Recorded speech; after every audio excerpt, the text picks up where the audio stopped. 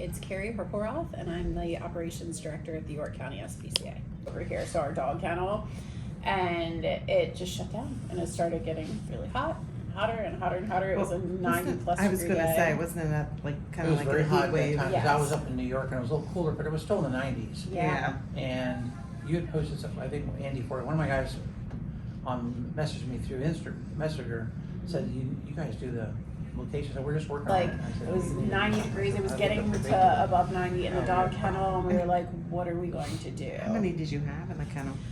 We have about 85 dogs Do you here. really? Yeah. Now, Wow. it was only half of the kennel, But but it's still connected. Yeah. So this side couldn't keep up to force enough air to this side of the kennel. And then our small dog room, which is down at the very end, was also on this side, and that's like its own enclosed space. Okay. So that was getting to like 94, and we were like, we can't do this. So we basically relocated all of the dogs that were at risk of like having a heat stroke or hyperventilating, all of the old guys, like taking them out, trying to put them at different spots in the shelter. Luckily, it was getting closer to the evening, so things started to cool down then. And they said it was a bad, like, motherboard. The part was back ordered, and it wouldn't be in until November. Oh, wow. And so we were like, we went into emergency, like, planning mode. So we were like, okay, we need to get some of the dogs out of here. We need to put a call out for foster homes or kennels or anywhere that could take our dogs until we can get this fixed or until it started to cool down. So we had a great response from the community as far as people like jumping in, willing to help, take things. Yeah.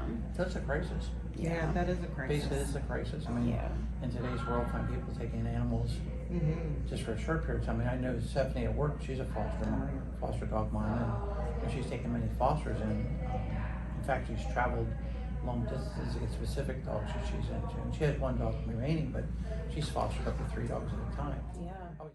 I mean, whether it's the SPCA or a healthcare facility, wherever else, you can't simply tell a customer, we can't get you the part for 2 months or 3 months. That's not going to work. You have to find or think of different ways to get by. In reality, we could have jumped out the compressors and fans and run them off of an old thermostat if we necessarily had to. There was ways to get around it, but we weren't going to let it happen. So, but it's amazing what social media, meaning is we learned about it by social media even before they made the phone call. Did you really? Social media, people let me know in my department, in the company, that this was going on, that they knew one of the techs in the field didn't realize we had been negotiating, is that he said, hey, you need to step up and help the SPCA. I'm like, we already are on. Shared me the clip. Oh. So I'm like, okay, so it's first thing in the morning in New York, I'm like, okay, called down, talked to Tino, and talked to Gary, because Gary had been up, we need to do somebody. I think they had somebody up before 11 o'clock in the morning. Oh, for sure they did, because I called at 9, Yeah. and he was like, oh yeah, I'm already aware of it, I'm on my way. And I was like,